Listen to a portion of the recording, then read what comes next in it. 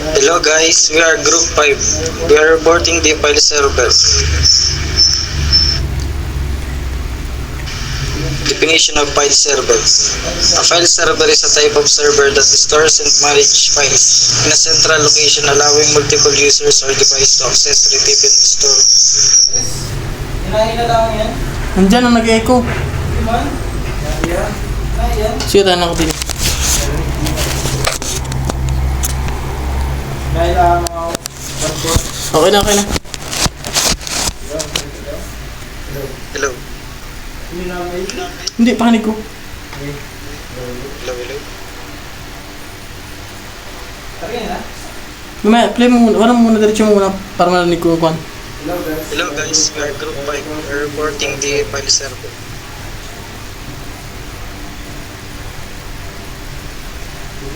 Definition of file server. A file server is a type of server that stores and manages files in a central location, allowing multiple users or devices to access and retrieve and store data over a network. It is commonly used in both small and large organizations to facilitate file sharing and data management. File server acts as a dedicated system like a network attached storage or NAS devices. This dedicated server is commonly implemented in enterprise application because they offer fastest data access as well as offer higher storage capacity compared to non-dedicated server. Ang file server ay nag-store ng mga files or data sa isang location na nag-authorize sa user na ma-access o makuha ang data sa isang network. Ang network attached storage or NAS, itong server na ito ay ginagamit sa malalaking organisasyon dahil ito ay may pinakamabilis ng pag-access ng data at mas malaking storage.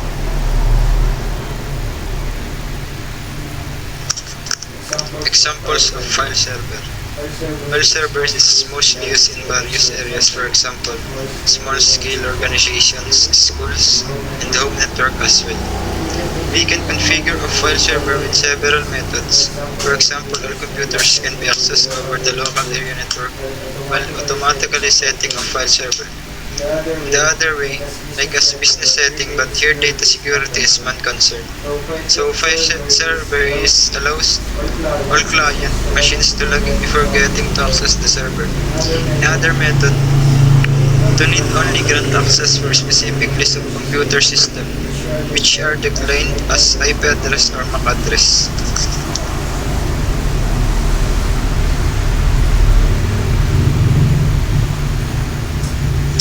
Here are some examples of server apps like Cloud, Drive, and F3. File service, pros and cons. Plus, retrieve low cost, easy to extend customize, potential for high capacities, performance. Minuses, necessities administration, requires securing, incorporate limited metadata file manipulation, must plan for additional capacity. This show how file server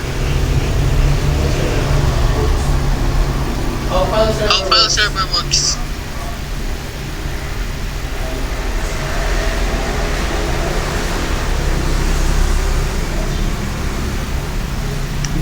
This is the function and rules of the server.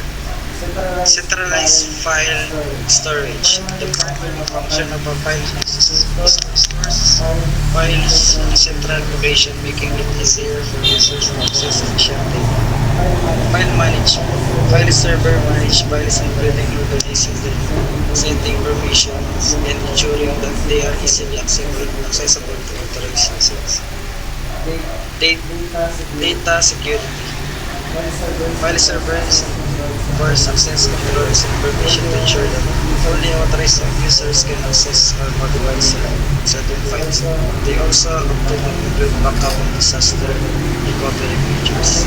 Ang main function daw ng server ay mag-store ng files sa isang central location at mag-manage ng files or organize at access at modify yung certain files.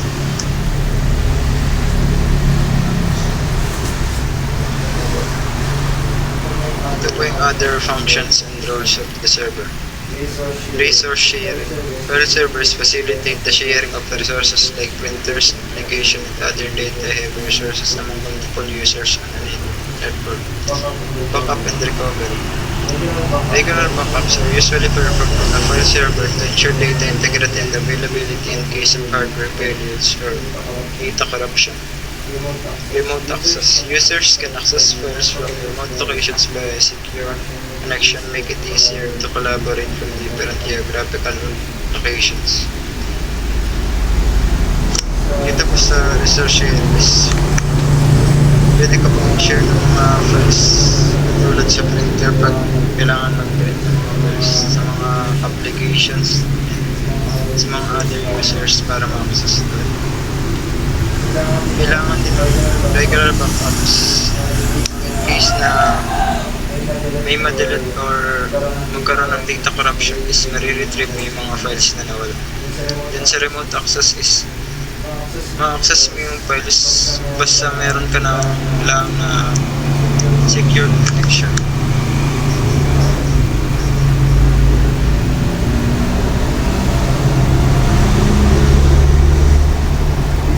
This is the examples of real-world application.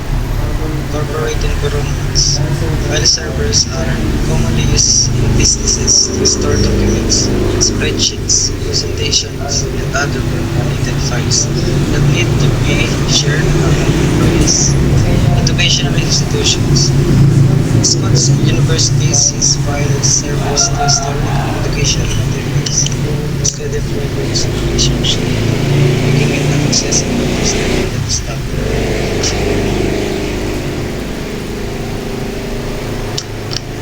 This is another example of real-world applications. Healthcare. Hospitals and clinics use file server to store medical records, imaging files, and other patient-related data, ensuring secure and efficient access. Creative agencies. Design and media agencies use file servers to store large files like pictures, graphics, and project files which need to be accessed by teams working on different parts of the project.